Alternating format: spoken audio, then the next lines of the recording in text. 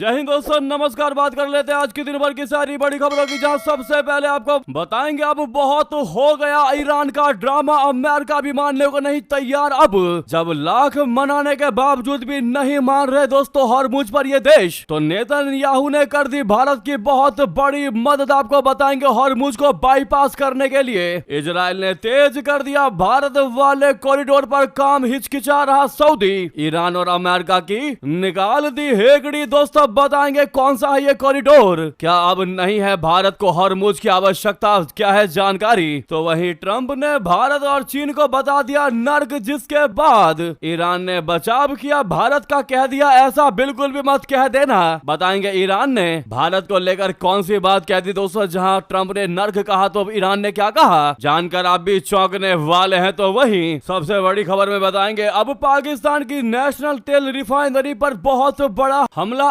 अज्ञात लोगों ने चलाई ताबड़तोड़ गोलियां। बताएंगे अब ये क्या जानकारी आ रही है, पाकिस्तान से कौन है ये अज्ञात लोग। ऑलरेडी पाकिस्तान में तेल को लेकर क्राइसिस जारी है, पेट्रोल डीजल के दाम हाइक हो चुके हैं। वहीं तेल रिफाइनरी पर किसने करवाया होगा ये बड़ा अटैक दोस्तों। वहीं भारत की बहुत बड़ी डिप्लोमेसी आपको बताने वाले हैं। उधर जंग में उलझी दुनिया, इधर भारत धड़ाधड़ कर रहा डील पर डील। अब न्यूजीलैंड से होगा फ्री ट्रेड एग्रीमेंट, इसके क्या फायदे होने वाले हैं जानकर आप भी जाएंगे चौंक। वहीं भारत और रशिया में 3000 सैनिकों की तैनाती का समझौता, अमेरिका को बहुत बड़ा संदेश। तो वहीं क्या रहा बंगाल में वोटिंग को लेकर जानकारी, क्या है वहां की स्थिति, बेहतरीन से बेहतरीन जानकारी आपको बताने वाले हैं। बस आप वीडियो के अंत तक बने रहिएगा। और खबरों में आगे बढ़ने से पहले दोस्तों, अगर आप भी मानते हैं कि भारत सिर्फ 2 से 3 बार रिक्वेस्ट करता है, लेकिन अगर कोई मानता नहीं तो भारत पैरों पर भी नहीं गिरता, गिड़गिड़ाता भी नहीं है। भारत अपना रास्ता बनाना जानता है और यही वजह है कि भारत की पूरी दुनिया आज फैन है, ना कि पाकिस्तान की तरह तलवे चाटता है। जी हां, अगर आप भी ये बात मानते और मानते हैं कि पाकिस्तान और अमेरिका से बड़ा दोगला देश कोई नहीं, तो वीडियो को लाइक करके चैनल को सब्सक्राइब करके बेल आइकन दबा के कमेंट में जय हिंद कह दीजिएगा। बात करते हैं सबसे पहली सबसे बड़ी खबर की, जहां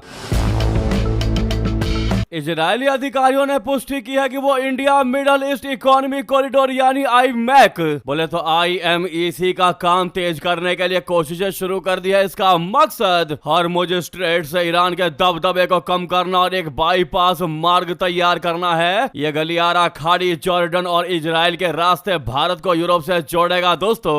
ऐसा इसलिए किया जा रहा है क्योंकि हॉर्मुज जल डमरू मध्य में ईरान के बढ़ते प्रभाव को लेकर चिंताएं बढ़ रही है। भारत के नजरिए ये बहुत बड़ी और बहुत अच्छी खबर होने वाली है दोस्तों। अगर आपको किसी चीज पर घमंड हो चुका है, आपको लगता है कि बस यही चीज आपकी रक्षा कर सकता है और आप उसका गलत इस्तेमाल कर सकते हैं और आप उस वजह से दूसरों को प्रताड़ित करेंगे, तो कोई आपसे बस 10 बार रिक्वेस्ट करेगा, 20 बार रिक्वेस्ट करेगा, लेकिन उसके बाद हार कर वो अपना दूसरा रास्ता बना ही लेगा। ठीक वही सिचुएशन आज क्रिएट हो चुकी है दोस्तों। भारत की बहुत बड़ी मदद होने वाली है इजराइल के थ्रू। इजराइल ने फिर एक बार संकट की घड़ी में, या यूं कहे कि इमरजेंसी की घड़ी में, जब भारत हॉर्मुज से अपने जहाजों को बम्पर तरीके से नहीं निकलवा पा रहा है, वहां से ईरान की दादागिरी की वजह से, अमेरिका की दादागिरी की वजह से, ऐसे में दोस्तों अब ईरान के इस हॉर्मुज को बाईपास करने के लिए इजराइल ने बहुत बड़ा कदम उठा लिया दोस्तों। इजराइल के अधिकारियों का कहना है कि ऐसा कॉरिडोर वैश्विक अर्थव्यवस्था पर ईरान के प्रभाव को काफी हद तक कम कर देगा और यह सुनिश्चित करने में मदद कर सकता है कि भविष्य में अंतरराष्ट्रीय व्यापार से जुड़े विचार इजराइल के सैन्य विकल्पों को सीमित ना करें। वहीं हॉर्मुज बंद होने के बाद सऊदी भी एक वैकल्पिक मार्ग चाहता है, जिसने इजरायली विदेश मंत्रालय और वित्त मंत्रालय के अधिकारियों के सामने एक दुर्लभ दरवाजा खोल दिया है। इजरायली अधिकारी क्षेत्रीय तनाव के बीच इस परियोजना को गति देने की दिशा में काम करने लगे हैं दोस्तों। आखिर India middle east economic corridor यानी IMEC क्या है, तो आपको बता दें इस कॉरिडोर में समुद्री रास्ते और रेल मार्ग दोनों शामिल हैं। यह भारत के पश्चिमी तट से UAE तक समुद्री मार्ग, फिर सऊदी अरब, जॉर्डन और इजराइल के माध्यम से रेल मार्ग और अंत में इजराइल से यूरोप तक फिर से समुद्री मार्ग का उपयोग करेगा। इसके 2 हिस्से हैं। पूर्वी गलियारा भारत को अरब की खाड़ी से जोड़ेगा और उत्तरी गलियारा खाड़ी देशों को यूरोप से जोड़ेगा। इस कॉरिडोर प्रोजेक्ट में भारत, अमेरिका, UAE, सऊदी अरब, फ्रांस, जर्मनी, इटली और यूरोपीय संघ सुरंग शामिल है। जी हाँ दोस्तों, यह सिर्फ एक माल परिवहन मार्ग नहीं होगा, बल्कि इसमें बिजली के केबल, हाइड्रोजन पाइपलाइंस और हाई स्पीड डेटा केबल बिछाने की भी योजना है। अनुमान है कि यह स्वेज नहर वाले पारंपरिक मार्ग की तुलना में व्यापार के समय में 40% और लॉजिस्टिक्स लागत में 30% तक की कमी लाएगा। इससे भारत के Mundra port, Deendayal port, Jawaharlal Nehru port, Kandla और मोरमुगांव बंदरगाह को भारी बम्पर फायदा होगा। दोस्तों, इस कदम ने वाकई में ईरान की हेकड़ी निकालने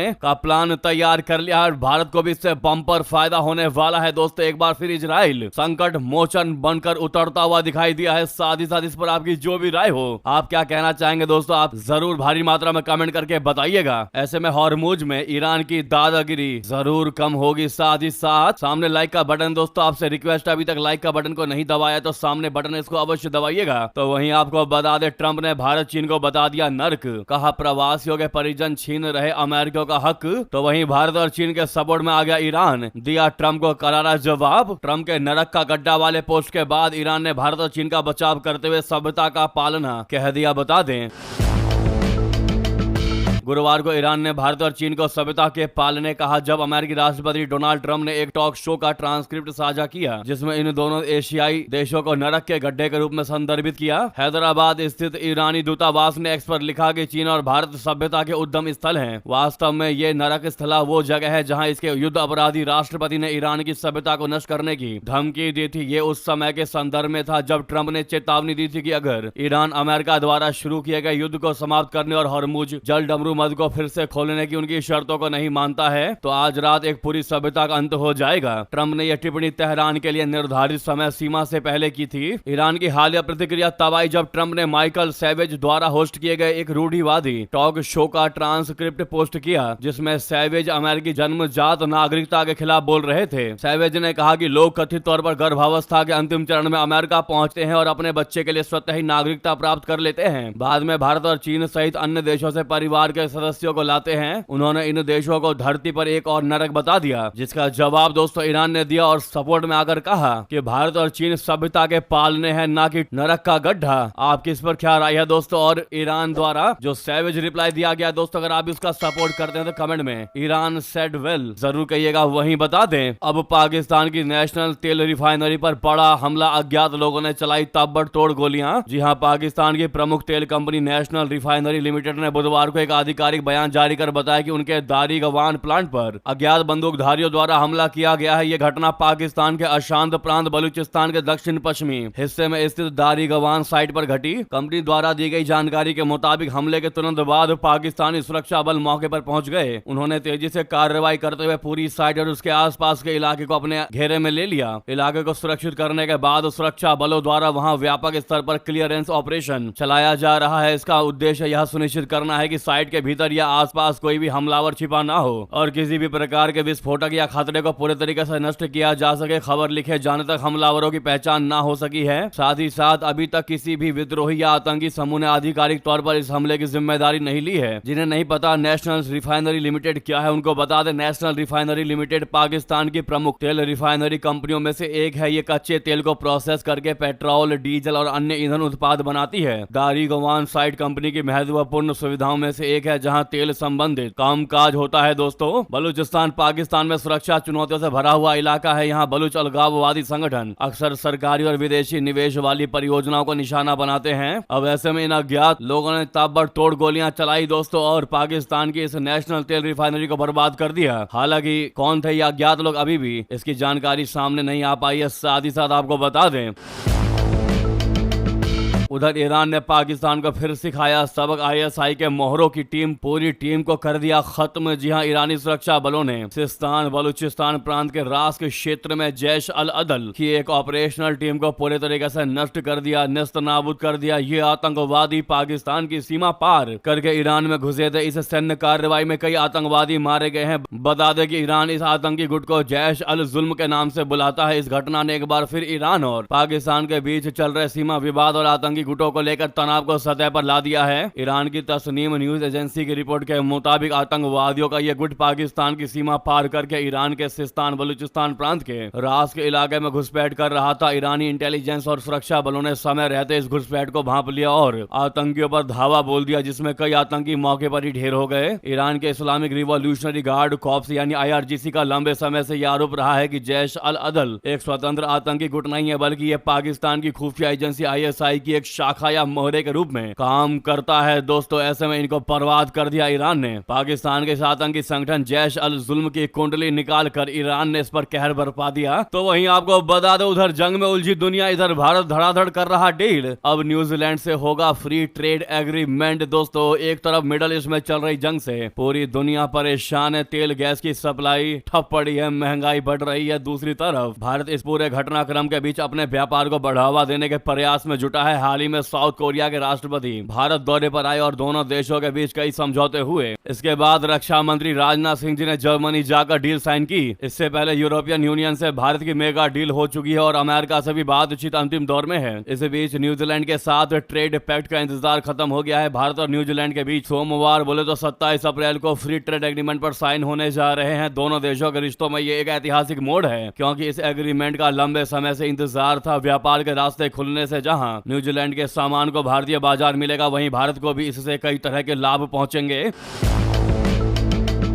तो वहीं आपको बता दें, भारत और रशिया में 3000 सैनिकों की तैनाती का समझौता, अमेरिका को तगड़ा संदेश। रेलॉज पैक्ट को एक्सपर्ट्स ने बताया गेम चेंजर। दरअसल भारत और रशिया के बीच रेलॉज बोले तो लॉजिस्टिक्स सपोर्ट का आपसी आदान प्रदान समझौते की जानकारी मॉस्को ने जारी किया है। इससे बीते साल हुए इस पैक्ट के बारे में डिटेल मिल गई है। यह समझौता दोनों देशों को एक दूसरे के क्षेत्र में अपनी सेना, युद्धपोत और विमान तैनात करने की अनुमति देता है। एक्सपर्ट्स का मानना है कि भारत रशिया सैन्य लॉजिस्टिक्स समझौता आर्कटिक से लेकर हिंद महासागर तक गेम चेंजर साबित होगा। यह दोनों देशों के बीच लंबे समय से चले आ रहे रक्षा संबंधों को एक नए स्तर पर लेकर जाएगा। साथ ही पाकिस्तान की तरफ झुकते अमेरिका को भी संदेश देगा। दिल्ली स्थित centre for air power studies के पूर्व महानिदेशक एयर मार्शल अनिल चोपड़ा, जो कि रिटायर्ड है, उन्होंने RT इंडिया में लिखे लेख में बताया कि कैसे ये समझौता दोनों देशों और दुनिया पर असर डालेगा। उनका मानना है कि जनवरी 2026 को लागू हुआ ये समझौता भारत के दृढ़ रुख, रशिया की दृढ़ता और हिंद प्रशांत क्षेत्र में शक्ति संतुलन के एक अधिक जटिल समीकरण की ओर बढ़ते कदम को दिखाता है। भू राजनीतिक रूप से यह समझौता रशिया के साथ संबंधों को गहरा करके भारत की रणनीतिक स्वायत्तता बढ़ाता है। साथ ही हिंद महासागर क्षेत्र बोले तो IOR में अन्य प्रमुख ताकतों के मुकाबले शक्ति संतुलन बनाए रखने में मदद करता है। रणनीतिक रूप से यह रशिया को समुद्री विविधता के लिए IOR तक पहुंचने में सक्षम बनाता है, जबकि भारत को आर्कटिक और प्रशांत क्षेत्रों में मजबूत उपस्थिति प्रदान करता है। यह केवल बंदरगाहों पर जहाजों के रुकने और अभ्यासों तक सीमित नहीं है। भारत रूसिया को इससे एक रणनीतिक फुट होल्ड मिलता है। रशिया को गर्म पानी वाले बंदरगाहों तक अधिक पहुंच की सख्त आवश्यकता है। रूसी सैनिक और उपकरण भारतीय अंडमान द्वीप समूह में तैनात किए जा सकते हैं, जिससे उन्हें IOR तक पहुंच मिल जाएगी। वहीं आपको बता दें, रशिया के सबसे घातक स्टील्थ फाइटर जेट को खरीदने की तैयारी में चीन का पड़ोसी, लेकिन फिर भी पुतिन ने एक बार फिर भारत को भेज दिया प्रस्ताव। जी हां, वियतनाम के रक्षा मंत्रालय ने 2030 के दशक की शुरुआत में रूसी सुखोई 57 5 हैवी पीढ़ी के लड़ाकू विमानों को खरीदने में गहरी दिलचस्पी दिखाई है। स्थानीय मीडिया रिपोर्ट्स के मुताबिक संभावना है कि इन विमानों का उपयोग उसकी अग्रिम पंक्ति में तैनात 12 सुखोई 27 और 30 सुखोई 22 चौथी पीढ़ी लड़ाकू विमानों को बदलने में किया जाएगा। सबसे पहले 2017 के मध्य में वियतनामी अखबार डेट वियत में खबरें सामने आई थी कि मंत्रालय 2030 के आसपास से 12 से 24 सुखोई 57 विमानों को खरीदने की योजना बना रहा है। इसके बाद जनवरी 2019 की शुरुआत में भी इस संबंध में और खबरें सामने आई। वियतनाम के पास आज लड़ाकू विमानों का जो बेड़ा है वो पूरी तरह से सोवियत और रूसी विमानों से बना हुआ है। इसी तरह उसकी थल सेना, नौसेना और वायुसेना रक्षा नेटवर्क भी आपूर्तिकर्ता के रूप में रशिया पर ही अत्यधिक निर्भर है। ऐसे में दिल्ली में रशिया के राजदूत डेनिस अलीपोव ने भारत को सुखोई 57 लड़ाकू विमान सौदे पर नया प्रस्ताव दे दिया। उन्होंने कहा कि सुखोई 57 एक ऐसा विषय है जिस पर हम चर्चा करते हैं। भारत ने ना तो इसे सार्वजनिक किया है और ना ही सुखोई 57 विमान को लेकर कोई फैसला लिया है, लेकिन हमें उम्मीद है कि इस विशेष प्लेटफॉर्म पर हमारा सहयोग होगा, क्योंकि यह दुनिया के सबसे एडवांस विमानों में से एक रहा है। आपको बता दें कि रशिया ने भारत को सुखोई 57 खरीदने की स्थिति में टेक्नोलॉजी ट्रांसफर, सोर्स कोड और भारत में स्थानीय प्रोडक्शन का भी ऑफर दिया है। हालांकि भारत ने अभी तक तय कोई फैसला नहीं किया है। जी हाँ दोस्तों, क्या भारत को सुखोई 57 खरीदना चाहिए या फिर इसके अलावा इसके अल्टरनेटिव विमान भी देखने चाहिए? आप लोग क्या कहते हैं दोस्तों? भारी मात्रा में कमेंट करके बताइएगा। तो वहीं आपको बता दें, मुर्शिदाबाद में वोटिंग के दौरान फेंके गए देसी बम, कई वोटर घायल। दीघा में एक शख्स की भी हो गई मौत। जी हां, पश्चिम बंगाल में चुनाव हो और वोटिंग के दौरान हिंसा ना हो, ऐसा भला कैसे हो सकता है। 23 अप्रैल को बंगाल के पहले चरण की वोटिंग जारी है। इसी दौरान मुर्शिदाबाद में तृणमूल कांग्रेस और हुमायूं कबीर के कार्यकर्ताओं के बीच तीखी झड़प हो गई। वोटिंग के समय पहले तो सब कुछ सामान्य रूप से ठीक चल रहा था, लेकिन मुर्शिदाबाद में वोटिंग के दौरान माहौल अचानक तनावपूर्ण हो गया। दरअसल वोटिंग के दौरान वोट देने आए लोगों पर देसी बम से हमला कर दिया गया। इस हमले में कुछ वोटर घायल हो गए और पूरे बूथ पर अफरा तफरी का माहौल बन गया। इस घटना के बाद घायलों को नजदीकी अस्पतालों और मेडिकल सेंटरों में इलाज के लिए भर्ती कराया गया। वहीं दीघा में एक शख्स की गर्मी के चलते मौत हो गई। शुरुआत में सब कुछ सामान्य दिखाई दे रहा था, लेकिन कुछ ही देर में हालात बिगड़ने लगे। तृणमूल कांग्रेस से अलग हो चुके हुमायूं कबीर और टीएमसी के कार्यकर्ताओं के बीच तीखी नोकझोंक शुरू हुई, जो देखते ही देखते धक्का मुक्की में बदल गई। तो वहीं उधर मतदान के बीच अचानक ऐसा मंजर भी बना जिसने पूरे इलाके को सहमा दिया। मतदान केंद्र के पास लोगों की अच्छी खासी भीड़ थी। कोई अपनी बारी का इंतजार कर रहा था तो कोई वोट डालकर बाहर निकल रहा था। तभी एक जोरदार धमाका हुआ और पल भर में अफरा तफरी मच गई। धमाके की आवाज सुनते ही लोग घबराकर इधर उधर भागने लगे। कुछ लोग जमीन पर बैठकर खुद को बचाने की कोशिश करते नजर आए, तो कई लोग अपने परिजनों को ढूंढते हुए चीख पुकार करने लगे। माहौल इतना डरावना था कि कुछ देर के लिए किसी को समझ ही नहीं आया कि आखिर हुआ तो हुआ क्या। अब आप इस सोचिए दोस्तों, पूरे भारत में सिर्फ बंगाल ही एक ऐसा राज्य है जहां पर इलेक्शन के दौरान, वोटिंग के दौरान घटनाएं सामने आती हैं, जहां पर बम, पेट्रोल बम, डिबिया बम, झड़प, मार काट होता है। दोस्तों ऐसे में अब आप ही सोचिए कि ममता सरकार आखिर कहां पर लैग कर रही है। दोस्तों आखिर एक सीएम होने के नाते क्या उनका फर्ज नहीं बनता कि वो राज्य में इन उपद्रवियों को शांत करवाए या इनको जेल भिजवाए, इन पर एक्शन लिया जाए। लेकिन नहीं, ऐसा लगता है जैसे कि इनको पाला जा रहा हो। आपकी इस पर जो भी राय हो दोस्तों, अगर आप भी मानते कि बंगाल में बदलाव तो जरूरी है तो कमेंट में बदलाव होना चाहिए लिख दीजिएगा दोस्तों। लेकिन वहीं आपको जाते जाते एक सबसे